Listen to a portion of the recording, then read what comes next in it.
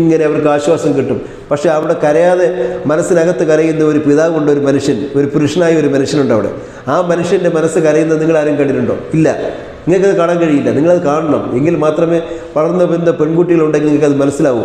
അങ്ങനെ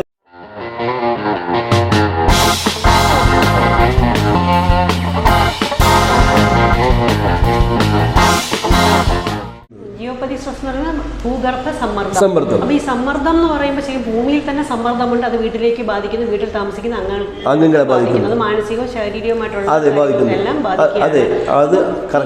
അതെ, ഇപ്പൊ ഭൂഗർഭ സമ്മർദ്ദം എന്ന് പറയുമ്പോൾ സീവേജ്, അതായത് അടിയിൽ കൂടെ എന്തെങ്കിലും ചാലുകൾ പോവുക, അല്ലെങ്കിൽ സാറ് പറഞ്ഞ ഗ്രിപ്സ് അതുപോലെ ഉണ്ടാകുക, അല്ലെങ്കിൽ ചിലപ്പോൾ വയലോ അല്ലെങ്കിൽ പാറയോ എന്തെങ്കിലുമൊക്കെ ആയിരിക്കും. അപ്പൊ അങ്ങനെയുള്ള പ്രദേശങ്ങളിലൊക്കെ ഇത്തരം ഗ്രിപ്സ് വരാൻ ചാൻസ് ഉണ്ട്. അത് പക്ഷെ എല്ലായിടത്തും ഉണ്ടാവണമെന്നില്ല, അല്ലെ? ഏതെങ്കിലും പർട്ടിക്കുലർ പൊസിഷനിൽ കൂടെ ആയിരിക്കും പോവുക. കിച്ചണിൽ കൂടെ ആവാം, ബെഡ്റൂമിൽ കൂടെ ആവാം. അപ്പൊ അതെങ്ങനെയാന്നുള്ളത് കണ്ടുപിടിച്ചിട്ട് അതിന് പരിഹാരം ഏത് രീതിയിലാണ് നിർദ്ദേശിക്കുന്നത്? അതിന് പരിഹാരം ചെയ്യുന്നതെന്ന് വെച്ച് കഴിഞ്ഞാൽ നമ്മൾ ചെയ്യാനുള്ള ഇതിന് ചില റോഡുകളുണ്ട്, ജിയോപതിക് സ്ട്രെസ് റോഡുകൾ എന്ന് പറയുന്നത്. അപ്പം നമ്മുടെ ഈ നോഡൽ ഭാഗം ഇങ്ങനെ ഈ സ്കാനർ വെച്ചിട്ട് ഇങ്ങനെ കണ്ടുപിടിക്കുന്നു. ഈ നോഡൽ ഭാഗം ഏത് ഭാഗത്തോട്ടാണോ കടന്നു പോകുന്നത് ഇത് നമുക്ക് കാണിച്ചു തരും. ആ നോഡൽ ഭാഗത്ത് വന്നതിന് ശേഷം ഇത് പോസിറ്റീവ് അല്ല നെഗറ്റീവ് ആണെന്നുണ്ടെങ്കിൽ നമുക്കറിയാൻ പറ്റും ഇന്ന പോയിന്റിനകത്ത് കുഴപ്പമുണ്ടെന്ന്. ആ പോയിന്റിൽ നമ്മൾ റോഡുകൾ വെച്ച് അതിന് മറ്റെന്ന് പറയുന്നത് കോപ്പർ ഉണ്ടാക്കിയിട്ടുള്ളതാണ്. കോപ്പർ കൊണ്ട് ഉണ്ടാക്കിയിട്ടുള്ളതാണ്. അതുകൊണ്ട് ഇനിയിപ്പോൾ എടുക്കാനുള്ളത് അടുത്ത പ്രാവശ്യം നമുക്കത് കാണിക്കും. അത് ഒരു പ്രത്യേക രീതിയിൽ അവിടെ നമ്മളത് പ്ലേസ് ചെയ്യും. ആ സ്ഥലത്ത് തന്നെ ഒരു ഇഞ്ച് പോലും അങ്ങോട്ടും ഇങ്ങോട്ടും മാറാത്ത രീതിയിലാണ് നമ്മൾ. ഇപ്പോൾ കണ്ണൂരിൽ പോയിട്ട് നമ്മുടെ മേലച്ചവയ്ക്ക് അപ്പുറത്തായിട്ട് ഒരു തിയേറ്റർ വരുന്നുണ്ട്. ആ തിയേറ്റർ 4 തിയേറ്ററുകൾ ഒരു കോർട്ടിനകത്താണ് വരുന്നത്. അപ്പോൾ അവിടെ ഒരു ചെറിയൊരു പ്രശ്നം ഉണ്ടായിരുന്നു. അത് നമ്മൾ ജിയോപതിക് സ്ട്രെസ് വെച്ചിട്ട് കുറേ പേര് ഒന്നിച്ച് നിന്നിട്ടാണ് ചെയ്തത്. നിന്നതിന് ശേഷം നമ്മൾ ചെയ്തു കൊടുത്തു. അത് കറക്റ്റായിട്ട് അത് മാറി. അപ്പോൾ ഈ ജിയോപതിക് സ്ട്രെസ് ലൈനുകളെന്ന് പറയുമ്പോഴത്തേക്ക് നിങ്ങൾ ഉദാഹരണത്തിന് നിങ്ങൾ വീടുകളിൽ നായിനെ വളർത്തുന്നുണ്ടായിരിക്കാം, പൂച്ചകളെ വളർത്തുന്നുണ്ടായിരിക്കാം. പൂച്ചകൾ കിടക്കുന്ന സ്ഥാനം ഒരേ സ്ഥലത്ത് പൂച്ച വിശന്നരന്ന് എത്ര നേരം തളർന്നങ്ങ് കിടക്കുക, ക്യാറ്റ് തളർച്ചയോടുകൂടി കിടക്കുക. ആ പൂച്ചകൾ കിടക്കുന്നത് ജിയോപതിക് സ്ട്രെസ് ലൈനുകളുള്ള സ്ഥലത്ത് മാത്രമേ പൂച്ച കിടക്കൂ. പക്ഷെ നായി കിടക്കില്ല. നായിയുടെ കിടക്കാൻ ഇഷ്ടപ്പെടുന്നില്ല. നായ്ക്ക് പ്രപഞ്ചത്തിലെ പ്രകൃതിയിലുണ്ടാകുന്ന പ്രകമ്പനങ്ങൾ നേരിട്ട് അറിയുവാൻ നായ്ക്ക് കഴിയും. നായി ഊരിയിടും. പശു കിടക്കും. പശു തൊഴുത്തിൽ കിടന്ന് ഭയങ്കരമായിട്ട് ബഹളം ഉണ്ടാക്കും, വിഭ്രാന്തി ഉണ്ടാക്കും പശു. പക്ഷേ ഈ പൂച്ച അവിടെ കിടക്കും. അതുപോലെ തന്നെ ചില വീടുകളിൻ്റെ ചില ഭാഗത്തായിട്ട് പുറ്റുകൾ ഇങ്ങനെ വളർന്നു വരും, മൺപുറ്റുകൾ, ചെതലുകൾ. അതിനുണ്ടാകുന്ന ആ സ്ഥലത്തുണ്ടാകുന്ന വെള്ള ഉറുമ്പുകൾ, അതായത് ചെതല് നമ്മളെന്താ പറയുന്നത്, തിരുവനന്തപുരം ഭാഷയിൽ പറയുമ്പോഴത്തേക്ക് ചെതലെന്ന് തന്നെ പറയണം. നമ്മുടെ ഭാഷ പറയുന്നത് ചെതൽ. ഇവിടെ എന്ത് പറയുന്നത് എനിക്കറിയാൻ വയ്യ. വെള്ള ഉറുമ്പുകളാണ് കണ്ടത് ആ സ്ഥലം. അത് അങ്ങനെ ഉണ്ടാവുന്ന സ്ഥലം. ചില സ്ഥലത്ത് നമ്മളെല്ലാവർക്കും കാണാൻ പറ്റും. നിങ്ങളുടെ വീടിൻ്റെ 4 മൂലകളിലായിട്ടോ സൈഡുകളിലായിട്ടോ ഇല്ലെങ്കിൽ ഏതെങ്കിലും ടൗണിൽ പോകുമ്പോഴത്തേക്ക് വേറെ ഏതെങ്കിലും സ്ഥലത്ത് പോകുമ്പോൾ നിങ്ങൾ നോക്കണം, മരങ്ങൾ, വൃക്ഷങ്ങൾ, അതിന് മുഴകളുണ്ടോ എന്ന് നോക്കണം. ഇങ്ങനെ മുഴച്ച് പല ഭാഗത്തായിട്ട് ഇങ്ങനെ ഉണ്ടാവും. ആ മുഴകളുള്ള ഭാഗത്ത് ക്യാൻസർ ഉണ്ട്. ആ മരത്തിന് ക്യാൻസർ ബാധിച്ചിരിക്കുന്നു. അപ്പോൾ അത് സ്ട്രെസ് ലൈൻ കടന്നു പോകുന്ന ഭാഗത്താണ്. അത് കായ്ഫലങ്ങളൊന്നും ഉണ്ടാവില്ല. വെറുതെ ഇങ്ങനെ വളഞ്ഞിങ്ങനെ പോകുന്നല്ലാതെ അതിനകത്ത് യാതൊരു ഉപയോഗം ഉണ്ടാവില്ല. അതാണ് ജിയോപതിക് സ്ട്രെസ് ലൈനുകളെന്ന് ശാസ്ത്ര ലോകം കണ്ടെത്തിയിട്ടുള്ള അതെ. അത് ഈ മരങ്ങളാണെങ്കിൽ ചിലത് ഇങ്ങനെ വളഞ്ഞൊക്കെ ഉണങ്ങി പോകാറുണ്ട്. അത് നെഗറ്റീവാണ് ആ സ്ഥാനം. വളർച്ചയെ എപ്പോഴും പോസിറ്റീവായിട്ടും വളർച്ചയെ നെഗറ്റീവായിട്ടുമാണ് കാണുന്നത്. അതാണ് പറയുന്നത്. നമ്മൾ പറയുന്നത് ശാസ്ത്രം എന്ന് പറയുന്നത് തെളിയിക്കപ്പെട്ട സത്യങ്ങളെയാണ് ശാസ്ത്രം എന്ന് വിശേഷിപ്പിക്കുന്നത്. അങ്ങനെയല്ല, ചില തെളിയിക്കപ്പെട്ട സത്യങ്ങളെ. അതുകൊണ്ടാണ് ചില സ്ഥലങ്ങളിൽ ചില വൃക്ഷങ്ങൾ വെക്കണമെന്നോ അല്ലെങ്കിൽ ചില സ്ഥലങ്ങളിൽ റോഡ് കുഴിച്ചിടുക, ഇങ്ങനെ പല രീതിയിലാണ് കറക്റ്റ് ചെയ്യുന്നത്, അല്ലേ? പ്ലാവ് വയ്ക്കുക അല്ലെങ്കിൽ മരങ്ങൾ. അതെ, പ്ലാവ് വയ്ക്കുന്നത് തികച്ചും വരിക്ക പ്ലാവ് വയ്ക്കുക എന്ന് പറയുമ്പോഴത്തേക്ക് എനിക്ക് കറയുള്ള വൃക്ഷങ്ങൾ വയ്ക്കുന്നത് തെക്ക് പടിഞ്ഞാറ് വശത്താണ് വയ്ക്കാറുള്ളത്. അത് ഏറ്റവും നല്ലത് തന്നെയാണ്. അത് എനിക്ക് തന്നെ ഓരോ സ്ഥാനത്തിനും ഓരോ കാര്യങ്ങൾ പറഞ്ഞിട്ടുണ്ട്. നേരത്തെ എന്നോട് ചോദിച്ചില്ലേ നിറങ്ങൾ, വീടിനകത്ത് നിറങ്ങൾ എങ്ങനെയായിരിക്കണം എന്ന് ചോദിച്ചു. ഓരോ സ്ഥലത്തിനും നിറങ്ങളുണ്ട്. വീട്ടിലുള്ള ഓരോ അംഗവും കിടക്കേണ്ട റൂമുകളുണ്ട്, പ്രത്യേകം. ഓരോരുത്തരും തലവെച്ച് കിടക്കേണ്ട സ്ഥാനമുണ്ട്. ഇപ്പോൾ വിദ്യാഭ്യാസപരമായിട്ടാണെന്നുണ്ടെങ്കിൽ ഇന്നിപ്പോൾ നമ്മുടെ വിദ്യാഭ്യാസ രംഗത്ത് ഇപ്പോൾ എക്സാം നടക്കുന്ന ഒരു സമയം കൂടിയാണ്.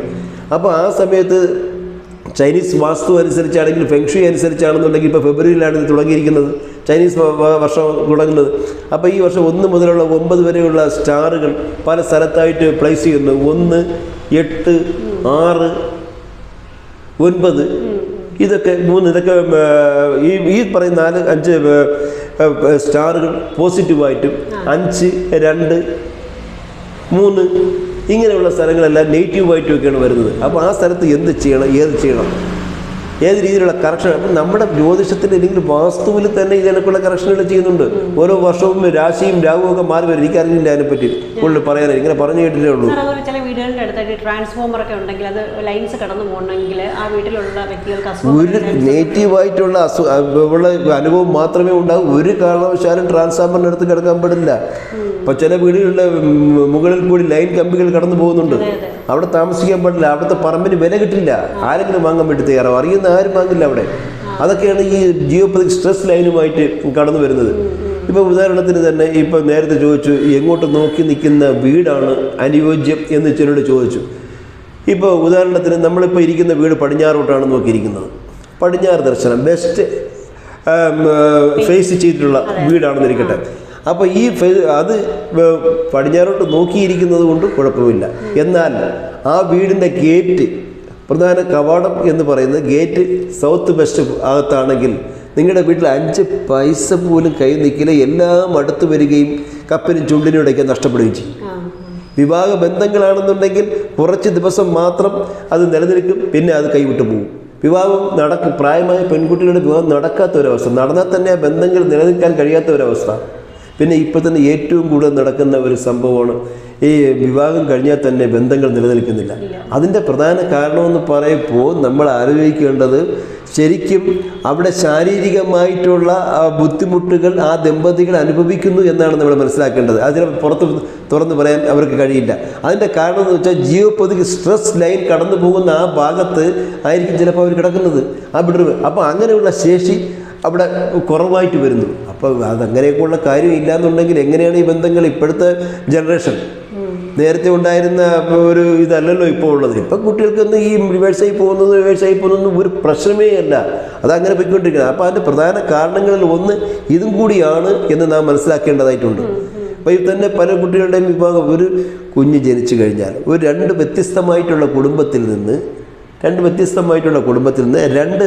ഒരു പെൺകുട്ടിയും ഒരു ആൺകുട്ടിയും വിവാഹ ആലോചനകൾക്ക് ശേഷം നമുക്കെന്ത് ചെയ്യുന്നു? അവർ വിവാഹിതരാകാൻ വേണ്ടി അവരുടെ മാതാപിതാക്കളും ബന്ധുക്കളും എല്ലാം കൂടി തയ്യാറെടുക്കുന്നു. അവർ വിവാഹ ബന്ധത്തിലേക്ക് കടന്നു പോകുന്നു. പണ്ട് കാലത്താണെങ്കിൽ ക്രിസ്ത്യൻ സമൂഹത്തിലൊക്കെ ആണെന്നുണ്ടെങ്കിൽ കൗൺസിലിംഗ് ഉണ്ടായിരുന്നു. രണ്ടുപേരെയും വിളിച്ച് സംസാരിച്ച് ഒരു മനസ്സിലാക്കി. ഇപ്പോൾ ഉണ്ടത്. ഇപ്പം നമ്മുടെ ഇന്ത്യയിൽ ചില സ്ഥലത്തെല്ലാം 3 മാസം ടൈം കൊടുത്തിട്ട് ആൺകുട്ടിയും പെൺകുട്ടിയുടെ തമ്മിൽ ഒരു ആശയവിനിമയം അവർ പരസ്പരം മനസ്സിലാക്കാനുള്ള ശ്രമം ഇപ്പോൾ നടത്തുന്നുണ്ട്.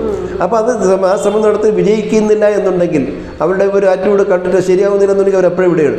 അപ്പോൾ അങ്ങനെ ഇല്ലാത്ത ഒരു അവസ്ഥയിൽ ഈ വിവാഹം നടന്നു കഴിഞ്ഞാൽ ആ ബന്ധം മുന്നോട്ട് പോകാൻ വളരെ ബുദ്ധിമുട്ടുമാണ്. ഈ നേരത്തെ പറഞ്ഞതുപോലെ ഈ മാതാപിതാക്കളുടെ ഏറ്റവും വലിയ ആഗ്രഹം എന്ന് പറയുന്നത് കുഞ്ഞുങ്ങളാണ്. ആ കുഞ്ഞുങ്ങളുടെ വളർച്ചയാണ്, അവരുടെ ആരോഗ്യമാണ്, അവരുടെ വിദ്യാഭ്യാസമാണ്, അവരുടെ വിവാഹമാണ്, അവരുടെ തൊഴിലാണ്. ആരുടെയെങ്കിലും നല്ല കൈകളിൽ പിടിച്ചേൽപ്പിക്കണമെന്നാണ് ഈ പാവപ്പെട്ട ഈ മാതാപിതാക്കൾ ആഗ്രഹിക്കുന്നത്. പക്ഷെ അത് നടക്കാതെ വരുമ്പോൾ ഈ മാതാവിനാണെന്ന് 25-26 വയസ്സാവുന്ന പെൺകുട്ടിയുടെ വിവാഹം നടന്നില്ലെങ്കിൽ മാതാവിന് ഇങ്ങനെ സങ്കടം വരും. അവർക്ക് കരഞ്ഞ് കണ്ണുനീർ കൊണ്ട് ഇങ്ങനെ അവർക്ക് ആശ്വാസം കിട്ടും. പക്ഷേ അവിടെ കരയാതെ മനസ്സിനകത്ത് കരയുന്ന ഒരു പിതാവുണ്ട്, ഒരു മനുഷ്യൻ, ഒരു പുരുഷനായ ഒരു മനുഷ്യനുണ്ട് അവിടെ. ആ മനുഷ്യൻ്റെ മനസ്സ് കരയുന്നത് നിങ്ങൾ ആരും കണ്ടിട്ടുണ്ടോ? ഇല്ല. നിങ്ങൾക്കത് കാണാൻ കഴിയില്ല. നിങ്ങളത് കാണണം. എങ്കിൽ മാത്രമേ വളർന്ന പെൺകുട്ടികളുണ്ടെങ്കിൽ നിങ്ങൾക്കത് മനസ്സിലാവൂ. അങ്ങനെയുള്ള ഒരു ജീവിതം നമ്മുടെ ഉണ്ട്. അപ്പോൾ അങ്ങനെയുള്ള വിവാഹം നടക്കാതിരിക്കുന്നതിനുള്ള പ്രധാന കാരണം നമ്മൾ നേരത്തെ പറഞ്ഞതുപോലെ സൗത്ത് വെസ്റ്റ് ഭാഗം ബന്ധങ്ങളുടെ സ്ഥാനമാണ്. സൗത്ത് വെസ്റ്റ് വിഭാഗത്തിൻ്റെ സ്ഥാനമാണ്. വീട്ടിലെ അമ്മയുടെയും ഇളയ കുഞ്ഞിൻ്റെയും സ്ഥാനമാണ് സൗത്ത് വെസ്റ്റ്. അപ്പോൾ ഇതൊക്കെ വിശ്വാസങ്ങളാണ്. ഇതെല്ലാം വിശ്വാസങ്ങൾ മനുഷ്യ മനസ്സിൻ്റെ താൽക്കാലികമായിട്ടുള്ള വൈകാരിക ഭാവങ്ങളെ ശമിപ്പിക്കുന്നുള്ള ഉപാധി മാത്രമാണ് ഏതൊരു വിശ്വാസവും. ഇപ്പം എൻ്റെ അടുത്തൊരു സുഹൃത്ത് പറയുകയാണ്, ഇപ്പോൾ അഞ്ജനയുടെ കയ്യിൽ ഇപ്പോൾ കാണുമ്പോഴത്തേക്ക് ഒരുപാട് ബ്രേസ്ലെറ്റും മറ്റു കാര്യങ്ങളൊക്കെ ഇട്ടിട്ടുണ്ട്. അപ്പോൾ അഞ്ജന ഇട്ടിരിക്കുന്ന ഒരെണ്ണം എന്ന് പറയുന്നത് ടൈഗർ ഐ ആണ്. ഈ ടൈഗർ ഐ ജർമ്മൻ റോമൻ പട്ടാളം പണ്ട് ഉപയോഗിച്ചിരുന്നത്. ആ പട്ടാളത്തിലെ യോദ്ധാക്കൾ യുദ്ധത്തിന് പോയിരുന്നപ്പോഴത്തേക്ക് അവരെ കയ്യിലിട്ടിരുന്നതാണ് ഈ പറയുന്ന ഈ കല്ലുകൾ. എന്തിനാണെന്നറിയാമോ? ശത്രുവിനെ തുരത്തുവാൻ വേണ്ടിയിട്ട്, ശത്രുദോഷം ഉണ്ടാകാതിരിക്കാൻ വേണ്ടി. ടൈഗറിൻ്റെ കണ്ണുകളാണ് അത് ഇരിക്കുന്നത്, ആ വിളങ്ങുന്നത്. അതുകൊണ്ടാണ് ആ ശത്രുദോഷം ഉണ്ടാകാതിരിക്കാൻ വേണ്ടി, നമ്മൾ കേൾക്കാതിരിക്കാൻ വേണ്ടിയാണ് അത് ധരിച്ചിരിക്കുന്നത്. അത് ആര് തന്നോ ഇല്ലെന്ന് എനിക്കറിയില്ല. അതാണ് എൻ്റെ കാര്യം. ഇപ്പോൾ പഴയ കാലത്ത് നമ്മുടെ പൂർവികർ, അതായത് വനത്തിനുള്ളിലും കാട്ടിലും ആദിമ മനുഷ്യന്മാർ, ആദിവാസികളൊക്കെ താമസിച്ചിരുന്നു. ആ ഒരു മനുഷ്യൻ്റെ ആ ഒരു യുഗ പിറവിയെടുത്ത സ്ഥലത്ത് അവരുടെ എല്ലാം ശരീരത്തിൽ പല രീതിയിലുള്ള കല്ലുകൾ അണിഞ്ഞിരുന്നു. അവർക്ക് അർത്ഥമറിയാതെ അല്ല അവരിരുന്നു. പല രീതിയിലുള്ള കല്ലുകൾ ഇങ്ങനെ കെട്ടിയിട്ടിരുന്നു, എല്ലുകൾ കെട്ടിയിട്ടിരുന്നു. അവരുടെ ശരീരത്തിൻ്റെ സംരക്ഷണത്തിന് വേണ്ടിയാണ് അതിട്ടിരിക്കുന്നത്. അപ്പോൾ ഈ സ്റ്റോണുകളൊക്കെ വിശ്വാസത്തിന് വേണ്ടിയും ആഡംബരത്തിന് വേണ്ടിയും സൗന്ദര്യത്തിൻ്റെ തിളക്കത്തിന് വേണ്ടിയും നമുക്ക് ധരിക്കാം. അത് കൂടുതൽ ആകർഷകമാക്കി മാറ്റുകയുള്ളൂ. ഇപ്പം ഈ ഇരിക്കുന്ന ഈ യൂണിവേഴ്സൽ സ്കാനർ വെച്ചിട്ട് ഒരാളിൻ്റെ ഓറ, പ്രകാശവലയം, ഓരോ മനുഷ്യനും ആനിമേറ്റ് ആയതിനും ഇല്ലാത്തതിനും മരിച്ചുപോയതിനും ജീവിച്ചിരിക്കുന്നതിനും എല്ലാം തന്നെ എന്തുണ്ട്? പ്രകാശവലയമുണ്ട്. ആ പ്രകാശവലയം ഇപ്പോൾ എത്ര ദൂരം അവിടെ തൊട്ട് നോക്കിക്കഴിഞ്ഞാൽ എത്ര ദൂരം നമുക്ക് ഈ സ്കാനറിൽ ഈ പ്രകാശവലയം ഉണ്ടെന്ന് കണ്ടുപിടിക്കാം. അപ്പോൾ ഒരാളിനെ സ്കാൻ ചെയ്ത് നോക്കപ്പെടുത്തേക്ക് അദ്ദേഹത്തിന് ഞാൻ ഇങ്ങനെ സ്കാൻ ചെയ്ത് നോക്കുകയാണ്. ആ സ്കാൻ ചെയ്ത് നോക്കിയാൽ ഉടനെ തന്നെ ഇത് ഓപ്പൺ ആകുന്നുവെങ്കിൽ അദ്ദേഹത്തിന് ഒരു എനർജിയും ഇല്ല. ഉടനെ ഞാൻ പറയും നിങ്ങൾ ഹോസ്പിറ്റലിൽ പോയിക്കുമെന്ന് പറയും. കോശങ്ങളൊക്കെ നശിച്ചിരിക്കുന്നു. ഏറ്റവും കുറഞ്ഞ 2 മീറ്ററെങ്കിലും അദ്ദേഹത്തിൻ്റെ ഓറയുടെ അകലം ഉണ്ടാകണം. അപ്പോൾ ഇങ്ങനെയുള്ള കാര്യങ്ങൾ നമുക്ക് കണ്ടുപിടിക്കുവാൻ കഴിയും. അതായത് നമ്മൾ പറയുന്നത് ഓരോ വീടിനും ജീവനുള്ള വീടുകൾ എന്ന് പറയാറുണ്ട്. ജീവനുള്ള വീടുകളോട് സംസാരിക്കുന്നു, വീടുകളെ സ്നേഹിക്കുന്നു. നമ്മുടെ സ്വന്തം വീടിനെ സ്നേഹിക്കുമ്പോഴാണ് വീടിന് പ്രകാശം ഉണ്ടാകുക. ഇപ്പൊ ചൈനീസ് ഫില്ല് പറയാണ് ചീ എനർജി എന്ന് പറഞ്ഞാൽ ആ ഒരു എനർജി, ചീ എനർജി നമുക്ക് കൂട്ടുവാൻ സാധിക്കും അല്ലേ? അല്ലാതെ നമുക്ക് ഈ വീട് ഇഷ്ടമല്ല, ഇത് എന്ത് നരകമാണ് ഈ വീട്ടിലെ ജീവിതം എന്ന് പറഞ്ഞുകൊണ്ടിരുന്നാൽ നെഗറ്റീവ് ആയിക്കൊണ്ടിരിക്കും. തീർച്ചയായിട്ടും അതാണ് സത്യം. നമ്മൾ താമസിക്കുന്ന സ്ഥലം ഇപ്പോൾ രാവിലെ തന്നെ ഇവിടെ നിന്ന് അഞ്ജന ഒരു ഉദ്യോഗസ്ഥയാണ്, ഹൈസ്കൂൾ ടീച്ചറാണ്, ജോലിക്ക് പോകുന്നു. ഇവിടുന്ന് നല്ല രീതിയിൽ വീട്ടിൽ നിന്ന് എല്ലാ കാര്യങ്ങളൊക്കെ ചെയ്തു വെച്ച് സന്തോഷകരമായിട്ട് വീട്ടിൽ പോകുന്നു, സ്കൂളിൽ പോകുന്നു. ആ സ്കൂളിൽ പോയതിന് ശേഷം എത്രയും പെട്ടെന്ന് എനിക്ക് എൻ്റെ വീട്ടിലെത്തിയാൽ മതി എന്നൊരു ചിന്ത ഉണ്ടെങ്കിൽ ഈ വീടിന് ജീവനുണ്ട്. അങ്ങനെ ഒരു ചിന്തയുണ്ടെങ്കിൽ ഈ വീടിന് ജീവനുണ്ട്. വീടിങ്ങനെ മാടി വിളിക്കുകയാണ്. എൻ്റെ വീട്ടിൽ ചെന്ന് വന്ന് കയറി കഴിഞ്ഞാൽ എനിക്കൊരു ആശ്വാസമായി, ഒരു തണുപ്പായി, എന്തൊരു മാനസികമായിട്ടുള്ളൊരു സന്തോഷം ഉണ്ടാകുന്നു എന്ന് തോന്നിയാൽ ജീവനുണ്ട്. അതല്ല എങ്ങനെയെങ്കിലും ഒന്ന് വീട്ടിൽ പോയി ഒരു 6 മണി എന്നുള്ളൊരു 7 മണിക്കെങ്കിലും എനിക്ക് വീട്ടിലെത്തിയാൽ മതി, എങ്ങനെയെങ്കിലും ഒന്ന് കിടന്നുറങ്ങണം, രാവിലെ തന്നെ അവിടെ നിന്ന് എനിക്ക് ഇറങ്ങി പോയാൽ മതി, അങ്ങനെ ഒരു ചിന്തയുണ്ടെങ്കിൽ ഈ വീട് നെഗറ്റീവാണ്. ഈ വീടിന് ജീവനില്ല. അപ്പോൾ ജീവനുള്ള വീടുകളുണ്ടെന്നുണ്ടെങ്കിൽ ഈ വീടിൻ്റെ ഓരോ ഉപകരണങ്ങളും ഓരോ ടൂളുകളും, ഇതുണ്ടായിരിക്കുന്ന തടിയായിരുന്നാലും ഇരുമ്പായിരുന്നാലും ഇവിടെ വെച്ചിരിക്കുന്ന ഓരോ സാധനങ്ങളും ചുവരുകൾക്ക് പോലും നമ്മളെ ആശ്വസിപ്പിക്കാനും സമാധാനപ്പെടുത്തുവാനും സാന്ത്വനം നൽകുവാനും ഒരു വീടിന് കഴിയുന്നുവെങ്കിൽ അതാണ് ജീവനുള്ള വീടെന്ന് പറയുന്നത്. കാലങ്ങളിലാണ് ഒരുപാട് പറമ്പ് അല്ലെങ്കിൽ അതിലൊരു നല്ലൊരു വീട്, അങ്ങനെയൊക്കെയാണ് നേരത്തെ പല വീടുകളും കണ്ടിട്ടുള്ളത്. പക്ഷെ ഇപ്പം നമ്മൾ ഭൂമി നികത്തി അല്ലെങ്കിൽ വലിയ വലിയ ഫ്ലാറ്റ് സമുച്ചയങ്ങൾ വരുന്നതാണ് കാണാറുള്ളത്. അത് ഗ്രൗണ്ട് ഫ്ലോർ തൊട്ട് 10, 20, 30 നില വരെ പോകുന്ന രീതിയിലാണ് കാണുന്നത്. അപ്പം ഒരിക്കലും ഫ്ലാറ്റിൽ ഒരു ശരിയായ വാസ്തുവിൽ പണിയാനോ അല്ലെങ്കിൽ നമുക്ക് അങ്ങനെ ഒന്നും വാങ്ങിച്ച് താമസിക്കാനോ ഒന്നും സാധിക്കില്ല. ഒരു 50%, 40% വാസ്തു കറക്റ്റായിട്ട് വരാറുള്ളൂ. അപ്പോൾ അങ്ങനെയുള്ള ഫ്ലാറ്റുകളിൽ നമുക്ക് ഈ പറഞ്ഞ ഫെങ്ഷുയി എങ്ങനെയാണ് ഫെങ്ഷുയി അപ്ലൈ ചെയ്ത് പരിഹാരങ്ങൾ നിർദ്ദേശിക്കുന്നത്? അതായത് ഫ്ലാറ്റുകളെല്ലാം നിർമ്മിക്കുന്നത് വലിയ വലിയ കോൺട്രാക്ടർമാരും മറ്റു കാര്യങ്ങളൊക്കെ അവർ ബിസിനസ്സിൻ്റെ ഭാഗമായിട്ടാണ് അത് ചെയ്യുന്നത്. നല്ല അടച്ചുറപ്പുള്ള നല്ല കെട്ടിടം തന്നെ ആയിരിക്കും ഈ ഫ്ലാറ്റുകളിലുള്ളത്. പക്ഷേ അവിടെ പലപ്പോഴും വാസ്തു നിയമങ്ങൾ നമുക്ക് പ്രാവർത്തികമാക്കുവാൻ കഴിയാതെ വരുന്നു. അങ്ങനെയുള്ള വീടുകൾക്ക് ഏറ്റവും വലിയ ഒരു അനുഗ്രഹമാണ് നമ്മുടെ ചൈനീസ് വാസ്തു എന്ന് പറയുന്ന ഫെങ്ഷുയി. അപ്പോൾ ഈ അനുഗ്രഹം എന്ന് പറയുമ്പോൾ ഞാനിപ്പോൾ നാളെ രാവിലെ ഇടപ്പള്ളിയിലുള്ള ഒരു ഫ്ലാറ്റ് നോക്കാനാണ് പോകുന്നത്. ഇടപ്പള്ളിയിൽ കൺസൾട്ടിംഗ് ഉണ്ട്. ഇപ്പോൾ ഇന്നിപ്പോൾ രാത്രി ഇവിടെ ഷൂട്ടെല്ലാം കഴിഞ്ഞതിന് ശേഷം അവിടെ പോയിട്ട് അവിടെ താമസിച്ചിട്ട് 7 മണിക്ക് ടൈം കൊടുത്തിരിക്കുക. അപ്പോൾ ആ വീട്ടിനകത്ത് ഒരു കാരണവശാലും ഫ്ലാറ്റിൽ ഇടിക്കലോ നിരത്തലോ ഒന്നും ചെയ്യാൻ കഴിയില്ല. പിന്നെ നിങ്ങൾക്ക് വേണമെന്നുണ്ടെങ്കിൽ മന്ത്രവാദമോ തന്ത്രവാദമോ നിങ്ങളെ വിശ്വാസത്തിനനുസരിച്ച് ചെയ്തോ, ഒരിക്കലും അതൊന്നും ഒരു ബലവത്താകില്ല.